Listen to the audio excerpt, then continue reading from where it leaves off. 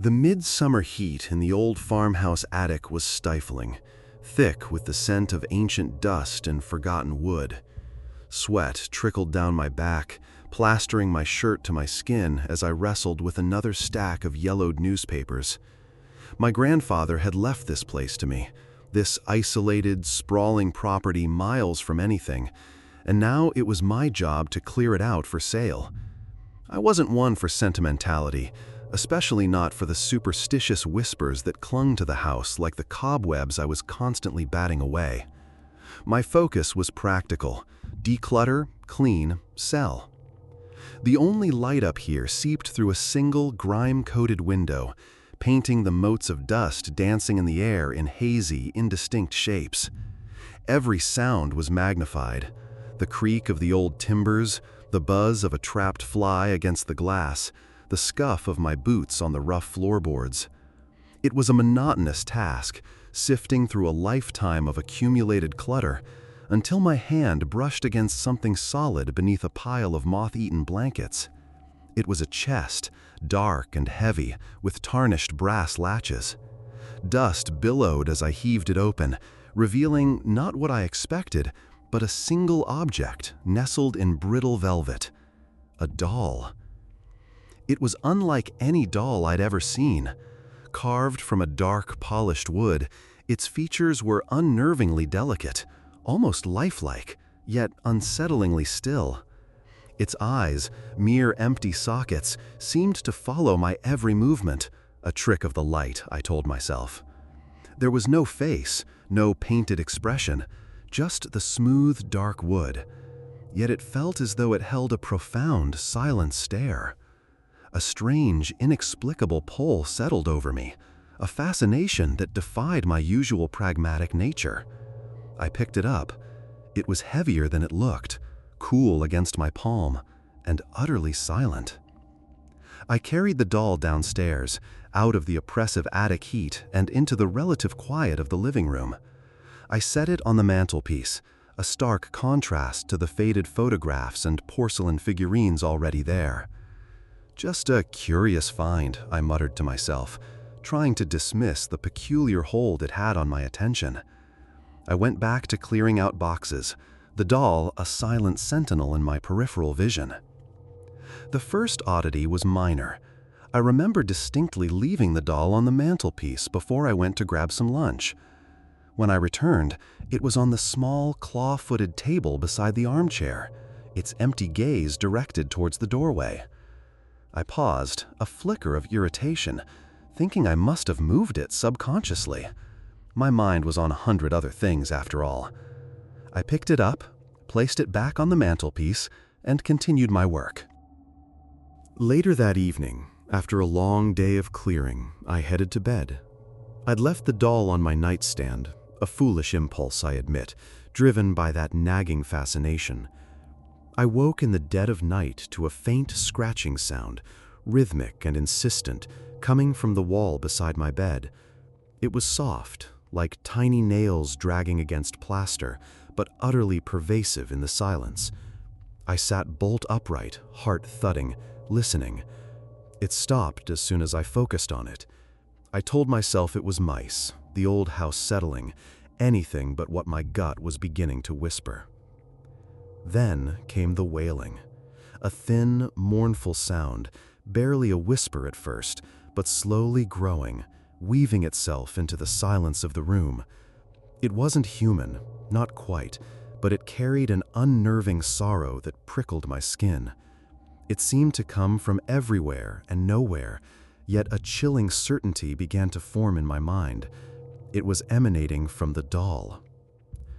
I lay there, paralyzed, eyes fixed on the dark shape on my nightstand, the empty sockets of the doll seeming to bore into me even in the gloom. The wail grew, a drawn-out, keening cry that seemed to echo not just in the room, but in the hollow spaces of my own chest. It felt like grief, ancient and profound, amplified by some unseen force. Sleep became impossible. Days blurred into a cycle of unease. I'd put the doll in a locked drawer, only to find it sitting on my pillow when I returned to my room. I tried burying it in the garden. Hours later, I'd stumble upon it on the porch swing, covered in a thin film of dirt, those empty eyes fixed on the front door. It was always in a new position, its carved limbs subtly rearranged, an arm bent differently, its head tilted at a new, unsettling angle. It was as if it was subtly shifting, observing, reacting. The scratching returned, not just on the walls now, but sometimes on the wooden floorboards directly under my feet. And the wailing, that soul-crushing sound, became a constant companion in the quiet hours. It was no longer just the doll, it was around the doll, an invisible aura of despair and disturbance. I started talking to myself, arguing with the creeping dread that I was losing my mind. "It's just an old house," I'd whisper. "You're tired, stressed." But the doll seemed to mock my rationalizations. I'd sit at the kitchen table, trying to focus on paperwork, and catch a glimpse of the doll on the counter.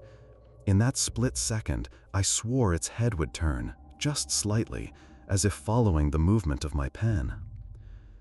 The worst part was the insidious way it began to twist my thoughts. I'd find myself dwelling on old anxieties, fears I hadn't consciously acknowledged in years.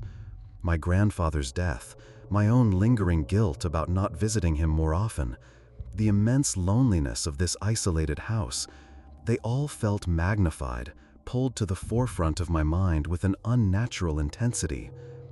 It was as if the doll was a conduit, not just reflecting my fears, but feeding them, nurturing them into obsessive, all-consuming terrors. I'd walk into a room, a vague sense of unease already clinging to me, and then I'd see the doll, and suddenly that vague unease would crystallize into a specific, paralyzing fear, the fear of being truly alone, of dying in this isolated house, unmourned, just like my grandfather. It felt as if the doll was whispering these thoughts directly into my mind, not with words, but with a palpable, chilling presence. My own reflection in the mirror began to feel alien. My eyes were perpetually wide, shadowed with sleeplessness, my jaw tight with a constant, simmering tension. I stopped answering calls, stopped going into town. The thought of leaving the house, of abandoning the doll, filled me with a strange, possessive horror. It was my burden, my torment. One night, the wailing was so loud it vibrated through the floorboards. I lay in bed, clutching my head, trying to block it out, but it was inside me, a shrill, desolate shriek that mirrored the chaos in my own mind. I could almost feel its tiny wooden fingers prying open the most vulnerable parts of my psyche. I was terrified, yes, but more than that, I was beginning to feel profoundly, utterly insane. I stumbled out of bed, drawn by an invisible thread. The doll was on my desk, positioned perfectly to face the doorway.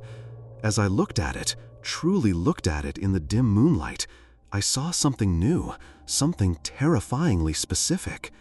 The empty sockets, which I had always perceived as black voids, seemed to shift, and for a fleeting, horrifying moment, I saw them. They weren't empty at all. They were reflecting my eyes, wide and dilated, staring back at myself through the doll's vacant gaze. But it wasn't just my reflection. It was my reflection filled with the raw, unadulterated terror that was now consuming me. It wasn't just mirroring me, it was becoming me, or rather, I was becoming it. The scratching intensified, frantic now, all around me. The wailing reached a crescendo, a sound that tore at the very fabric of my sanity.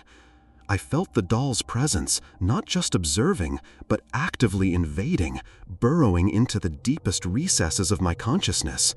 It wasn't just a toy. It was a parasitic entity, feeding on my fear, my doubt, my unraveling mind. I don't know how much longer I can take it. The house is still, save for the constant, low hum of dread.